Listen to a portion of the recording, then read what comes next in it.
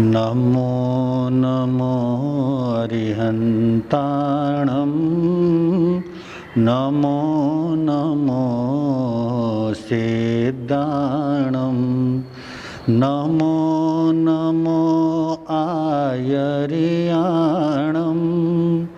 नमो नमो उवझायाणं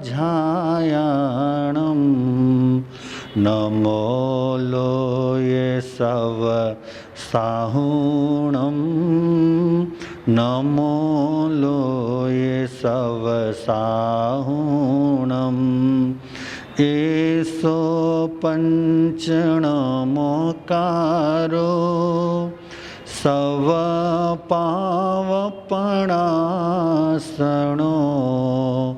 मंगलाणां च सवेसिं परमं हवै मंगलम्।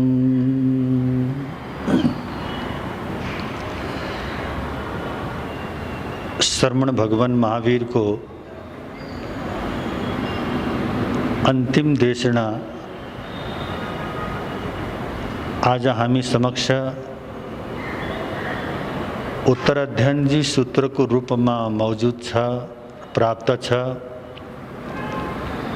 जैन धर्म का 32 आगम, ती 32 आगम मध्ये उत्तराध्याय सूत्र चार मूल सूत्र में एउटा सूत्र हो। उत्तराध्यायजी सूत्र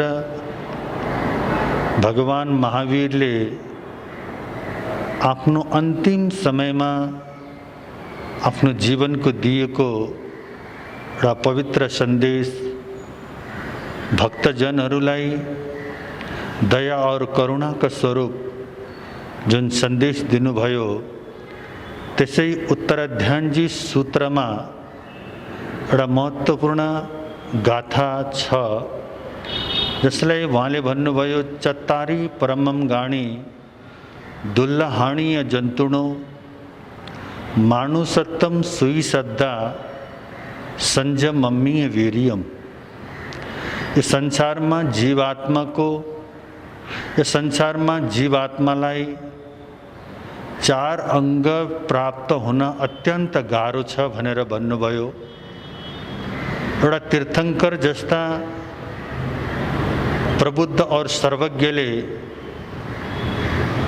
जीवात्मालाई अत्यंत गाह्रो छ या पुरुषार्थ पछि प्राप्त हुन्छ भनेर भन्नुभयो भने त्यस्तो कुन चाहिँ 4 वटा अंग हुन्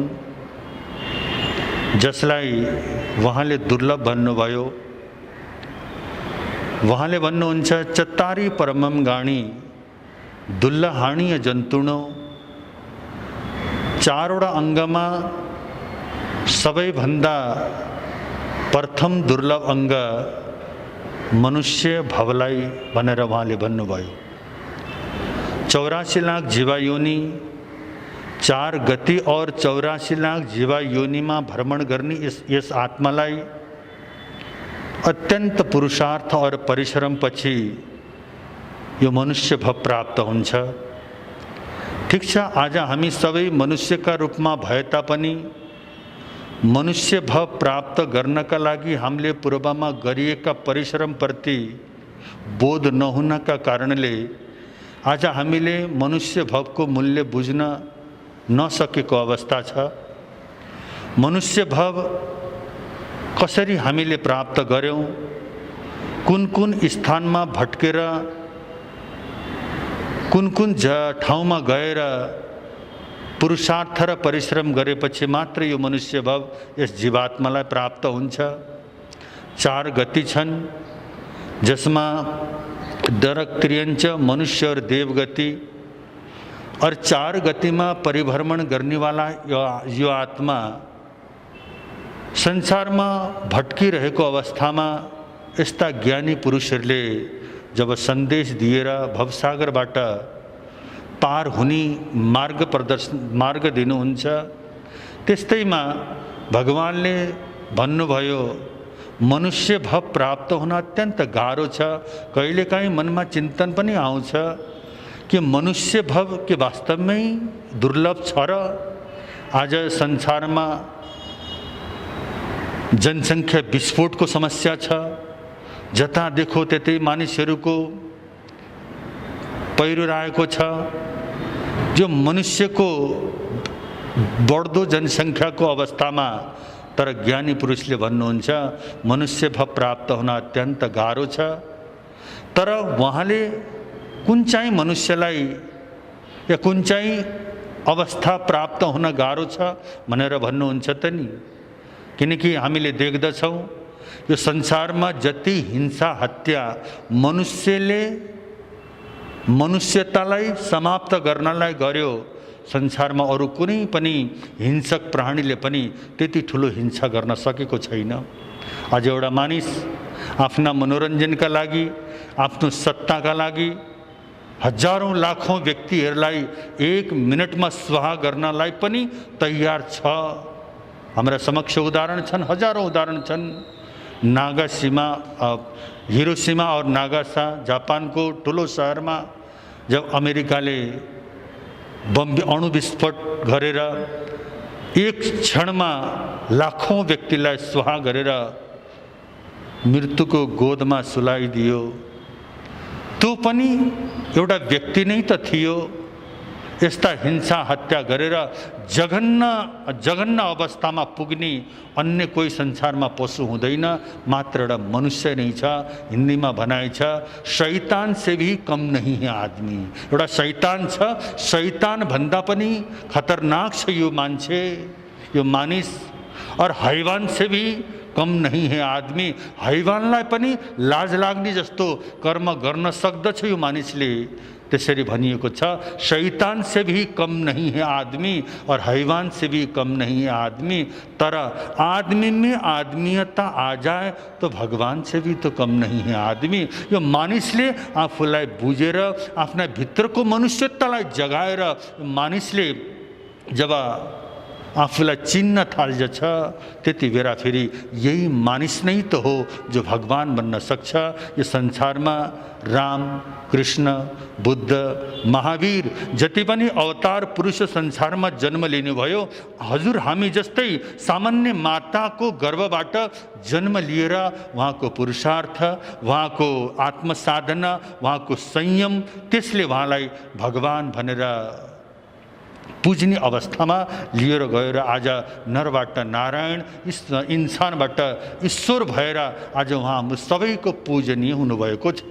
त्यसकारण कविले साँच्चै नै भन्दछ, हैवान से भी कम नहीं है आदमी, शैतान से भी कम नहीं है आदमी। आदमी में अगर आदमीयता आ जाए तो भगवान से भी कम नहीं है आदमी। यो मान्छेमा अगर मनुष्यत्व आयो भनेदेखि भगवान भन्दा पनि त कम छैन यो मानिस। किनकि संसारमा जति पनि पशुहरू छन्, पशुहरूको हिंसा आफ्ना पेटसम्म मात्रै सम्बन्ध छ। जब उनको पेट भरियो भनेदेखि कुनै पनि पशुलाई उसले मनोरञ्जनको रूपमा हत्या गर्दैन। यो मानिस एउटा यस्तो संसारमा प्राणी हो जसले मनोरञ्जनको रूपमा पनि अरूको प्राण लिनका लागि तयार हुन्छ। आफ्नो अलिकति मनोकामना पूर्ण गर्नलाई जति पनि पशुहरूलाई बलि दिएर भए पनि मार्न तयार भएको छ। यस्तो अपराध गर्ने संसारमा एउटा मनुष्य ही त हो। त्यसकारण ज्ञानी पुरुषले भन्नुहुन्छ, मनुष्य हुन सजिलो छ, तर मनुष्यत्व भनेको मानवता यो जीवनमा आउन अत्यन्त गाह्रो छ।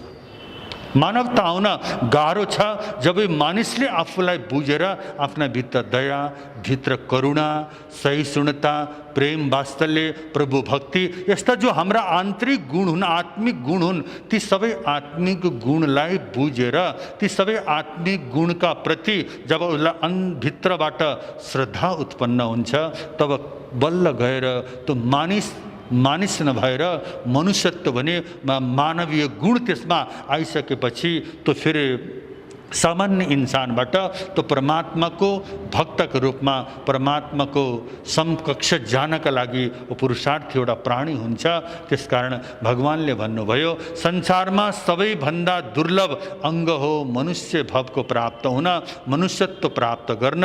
और मनुष्यत्व आज हामी सबै यहाँ सुन्ने सबै श्रोताहरूलाई पनि मिलेको छ, हामीलाई पनि मनुष्य भव प्राप्त भयो। अब मनुष्य भव तो प्राप्त गरिसकेपछि आखिर मनुष्यको के रहेछ त नि यस्तो कर्म जो मनुष्यले मात्रै गर्न सक्छ, संसारका अन्य जातिका प्राणीले गर्न सक्दैनन्। नरकका जीवले, किनकि त्यो पराधीन अवस्था छ, तो दुखै दुखले भरिएको ठाउँ, त्यहाँ कुनै पनि धर्म पुण्य पुरुषार्थ हुन सक्दैन। त्रियञ्च भनेको गाई भैँस हाम्रो अगाडि रहने सबै जति पनि पशु पक्षीहरू छन् ती पराधीन अवस्थामा छन्, ती स्वतन्त्र छैनन्। यस्तै देवलोकमा रहनेवाला देवता पनि आफ्नो सुख वैभवमा वहाँ वो बिर्सिएको अवस्था छ भने एउटा मनुष्य मात्रै यस्तो जाति हो जसले आफूले चाहे वो इंसान बन्न सक्छ, आफूले चाहे वो हैवान पनि बनाउँछ, आफूले चाहे भनेदेखि परमात्मा पनि हुन सक्छ। यस्तो एउटा पुरुषार्थ गर्ने थलो यो पृथ्वी हो र मनुष्य के हुन सक्छ, आफूलाई असल बनाएर इंसानबाट महात्मा और महात्माबाट परमात्मा बन्न सक्छ मात्र तो इंसानले आफूलाई बुझेर, आफूलाई जानेर और आफ्ना भित्रका आत्मालाई जगाएर त्यसले पुरुषार्थ गर्यो भने परमात्मालाई पनि प्राप्त गर्न सक्छ। और मनुष्य भाव प्राप्त भइसकेपछि अर्को दुर्लभ के छ त नि अवस्था भन्दा उहाँले भन्नु चत्तारी परमंगाणी दुल्लहणीय जन्तुण मानुषत्वम, मनुष्यत्व को प्राप्त हुन गाह्रो छ। सुई सद्दा, सुई भनेको धर्म श्रवण सत्संग, यो संसारमा अझै दुर्लभ छ। मनुष्य तो हामी भयौं, आज हामीले देख्छौं संसारमा कति मानसिक रोगी व्यक्तिहरूले आफूलाई जुन अवस्थामा लिएर गएको अवस्था छ त्यतिखेर हामीले त्यो व्यक्तिलाई देख्दाखेरि जङ्गन्य पशु भन्दा पनि तल्लो जीवन जिउनलाई त्यो बाध्य भएको छ। किन? आज संसारमा कुनै यस्तो प्राणी छ जसले आत्महत्या गरेर मर्न बाध्य छ? छैन नि। संसार का प्रत्येक प्राणी जो त्यसलाई प्राप्त छ, जुन जीवन जिउनको लागि त्यसलाई जो अधिकार प्राप्त छ, तो अधिकारमा सन्तुष्ट भएर तो पशु के गरेको छ? सन्तुष्ट छ भने। तर संसारमा एक आदमी मान्छे यस्तो प्राणी हो जसले आफ्नो इच्छा पूर्ति गर्न नसकेर अनन्त इच्छाको र पिण्ड आफूलाई बनाएर अन्तमा गएर आत्महत्या गरेर मर्नुपर्ने अवस्था छ। संसारमा एक मात्र यस्तो प्राणी हो जसले आत्महत्या गरेर आफ्नो प्राप्त भएको जीवनीलाई त्यसले समाप्त गर्छ। यसका पछाडि कारण के भनेर भन्दा यो मनुष्यले आफूलाई धेरै इच्छाहरूलाई बढाएर त्यो इच्छा पूर्ति गर्न नसकेको अवस्थामा त्यसले आफूलाई आत्महत्या गरेर मर्न बाध्य भएको छ। त यस्तो अवस्थामा भगवानले भन्नुहुन्छ, ज्ञानी पुरुषले भन्नुहुन्छ धर्म श्रवण आवश्यक छ। सुन्ने नि, सुन्न त हामीले सुनेका छौँ, धेरै कुराहरू 24 घण्टा हामीले सुनिराखेका हुन्छौँ, तर धर्म श्रवण प्राप्त हुन अत्यन्त गाह्रो छ। किनकि धर्म श्रवण प्राप्त हुन किनकि अन्य कुराहरू सुन्नका लागि हाम्रा मनमा धेरै रुचिहरू हुन्छन्, तर धर्मका प्रति रुचि आउन त्यति सजिलो छैन। धर्म श्रवणमा आज हामीले हेऱ्यौँ भनेदेखि मान्छेको कति न्यून उपस्थिति छ। अहिले पनि हामीले यो कोरोना महामारीको बेलामा हेर्छौँ, सबै ठाउँ यथावत रूपमा चलेका छन्, तर धर्म स्थान र सत्सङ्गको ठाउँ के भएको छ? खाली भएको छ। यस्तो लाग्छ जस्तै अहिले वर्तमानमा सबै कोरोना धर्म स्थानमा आएर बसेको देखिन्छ। जुन रक्सीको होटल र रक्सी पिउनु ठाउँमा त्यहाँ त्यस्तै भिड छ, त्यहाँ मान्छेहरू जान डराउँदैनन्। तर कुनै मठ मन्दिरलाई खोल्नका लागि कति समय लाग्यो। यो पोहोर सालको कोरोनामा पनि हामी जब त्यो जुन एरियामा हामीले विचरण गरेका थियौँ त्यता होटल र यो यस्ता भोजनशाला, यो पेय मधुशालाहरू खोल्नका लागि त केही समय माने 1-2 महिनामा खोल्न सरकार बाध्य भयो, तर मन्दिर र धर्मस्थान खोल्नका लागि लगभग 6 महिनाको समय लाग्यो। त्यसकारण चाहिँ आज हाम्रा भित्र नै धर्म श्रवण प्राप्त हुन र धर्म श्रवणका प्रति रुचि नभएको अवस्थामा यी सबै समस्याहरू हाम्रो जीवनमा आएका हुन्छन्। त भगवानले भन्नुहुन्छ मनुष्य भइसकेपछि आज हामीसँग 5 वटा इन्द्रिय छन्। जस्तै हामी सबैलाई थाहा नै होला 5 इन्द्रिय कौन सा छन्? श्रोतेन्द्रिय, चक्षुन्द्रिय, घ्राणेन्द्रिय, रसनेन्द्रिय और स्पर्शेन्द्रिय। यिनै इन्द्रियको माध्यमबाट आज यो जीवले कर्म बन्धन गर्दछ। जस्तै स्पर्श भनेको हाम्रो शरीर हो, छालाको धर्म हो। कुनै पनि स्पर्शको ज्ञान हुनु भनेको हाम्रो छालाले के गर्दछ? कुनै पनि वस्तु कस्तो छ, गरुङ्गो छ कि हलुङ्गो छ कि तातो छ कि चिसो छ कि, यो सबै कुराको ज्ञान मेरो स्पर्श इन्द्रियले दिन्छ, शरीरले दिन्छ भनेदेखि कुनै वस्तुको रस कस्तो छ भनेर त्यो रस प्राप्त जान्नको लागि हाम्रो चक्षु हाम्रो जिह्वाले दिन्छ। जिह्वालाई त्यो कुरा थाहा छ।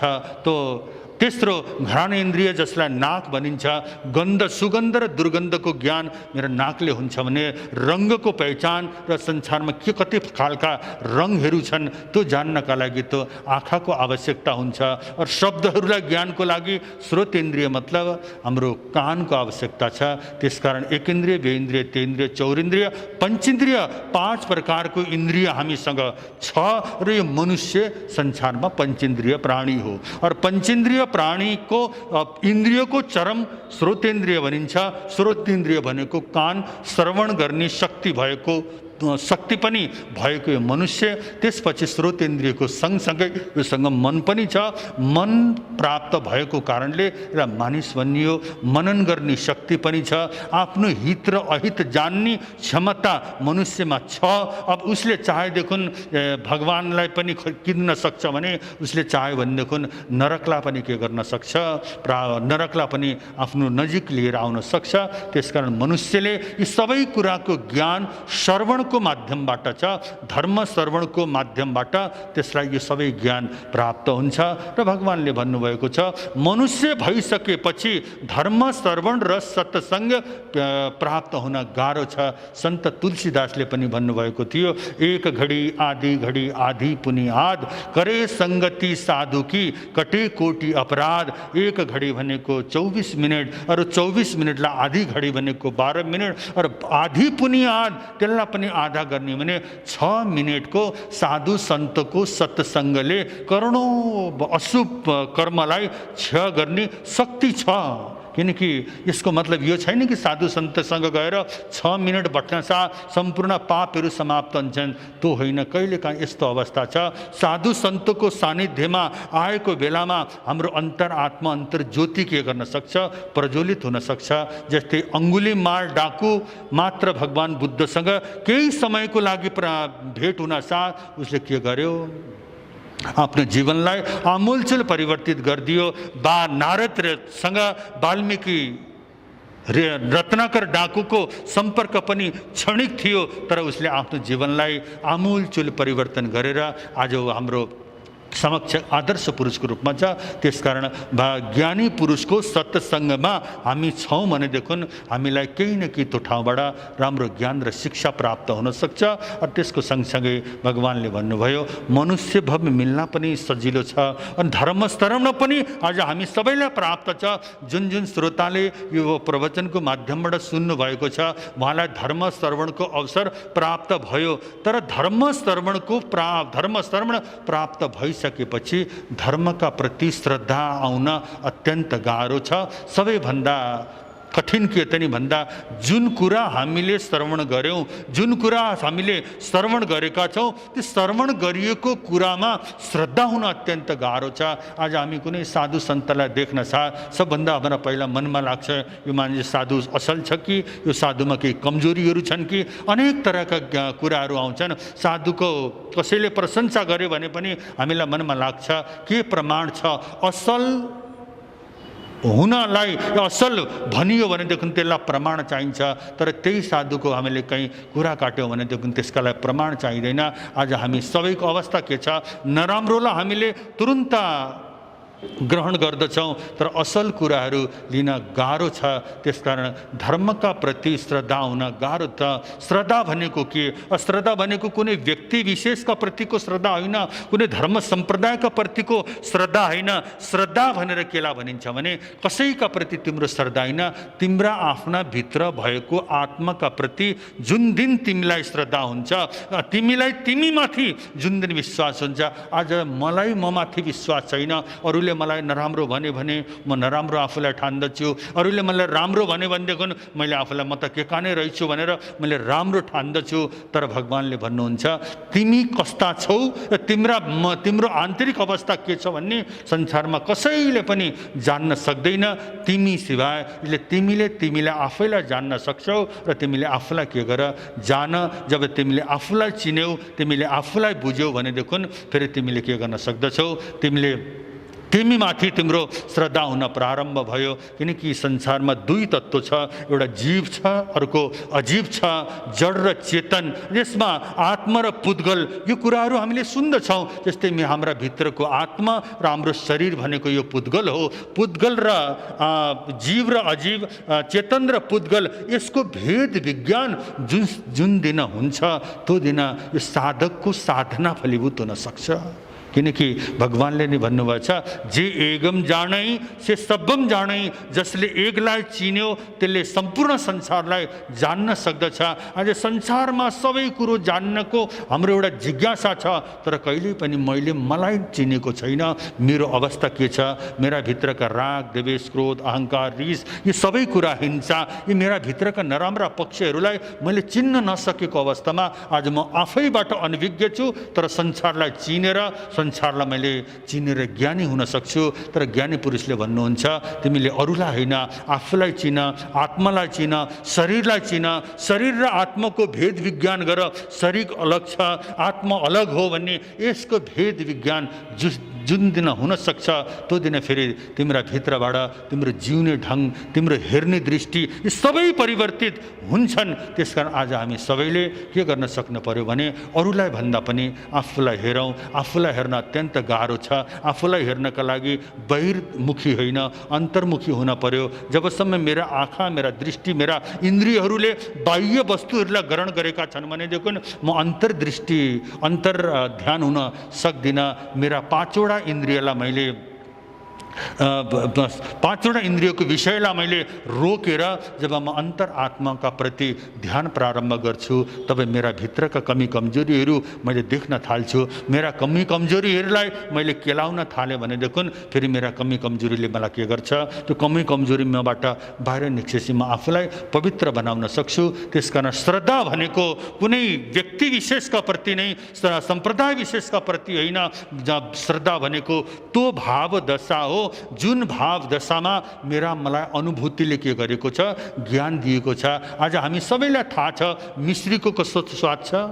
मिश्रीको स्वाद कसैलाई मैले भन्नु होइन तो तितो हुन्छ भनेदेखि कुनै पनि व्यक्तिले मिश्री तितो हुन्छ भनेर स्वीकार गर्दैन। किनकि मिश्री मैले मेरा जिह्वाबाट चाखेको हुनाले मलाई मिश्रीको ज्ञान छ। त्यस्तै हामीले ज्ञान, हाम्रा भित्रको जो ज्ञान छ त्यो सम्यक ज्ञान छ। त्यो सम्यक ज्ञानले हामीलाई श्रद्धा दिन्छ र श्रद्धाले नै हामीलाई संसारमा के हुन सक्छ, सुख शान्ति आनन्द प्राप्त हुन सक्छ। त प्रभुले भन्नुभयो मनुष्य भम मिल्न गाह्रो, त्यसपछि धर्म श्रवण गर्न र धर्म श्रवण गाह्रो छ, मिल्न गाह्रो छ। त्यसपछि धर्मका प्रति श्रद्धा, जुन कुरा मैले सुनेका कुरामाथि मेरो श्रद्धा र विश्वास, धर्मका प्रति श्रद्धा र विश्वास, धर्म भनेको मेरै आफूमाथि नै मेरो श्रद्धा र विश्वास आइदियो भनेदेखि त्यहाँबाट यो आत्मा मुक्तितर्फ के गर्न थाल्छ, जान थाल्छ। और चौथो दुर्लभ अङ्ग प्रभुले भन्नुभयो धर्म श्रवण, धर्म श्रद्धा और धर्ममा आचरण। फेरि त्यसपछि धर्मका मार्गमा म के गर्न सक्छु, म त धर्मका मार्गमा अगाडि बढ्न सक्छु। त्यसकारण यी चार अङ्ग जो दुर्लभ अङ्ग छन्, ती चारवटा दुर्लभ अङ्गमा हामी सबैलाई दुईवटा दुर्लभ अङ्ग त प्राप्त भएका छन्। अब हामीलाई अब दुई जो श्रद्धा र धर्म श्रवण, धर्म आचरण यो प्राप्त हुन सकोस्। त्यो हुन सक्यो भनेदेखि हामीले यो आफ्नो आत्मालाई नै परमात्मा बनाउन सक्छौँ। किनकि आत्मा लाई जसले चिन्दछ त आत्मालाई चिन्ने आत्मज्ञानी संसारमा त्यसको जिउने ढङ फरक हुन्छ। त्यसकारण अरूलाई चिनेर के हुनेवाला छ, अरूलाई हेर्न हेर्छौँ भनेदेखि हामीलाई दुःख लाग्छ। अरूलाई होइन हेर्ने, स्वयं आफूलाई हेरौँ। आफ्ना कमी कमजोरीहरू जुन दिन मलाई देखाइदिन थाले त्यो दिनदेखि त मलाई विशेष शान्ति र आनन्दको अनुभूति हुन प्राप्त हुन्छ।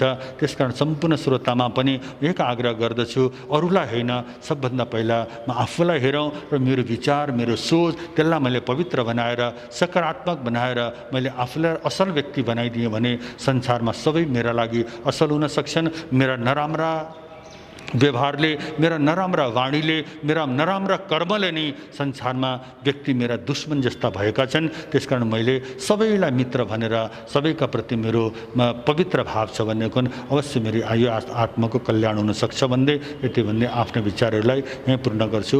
ओम अरहम। यस भिडियोलाई लाइक, कमेन्ट र सेयर गर्न नबिर्सिनुहोला। फेरि यस्तै रोचक भिडियोहरू हेर्नका लागि यस च्यानललाई सब्स्क्राइब गरेर घन्टी बजाइदिनुहोला।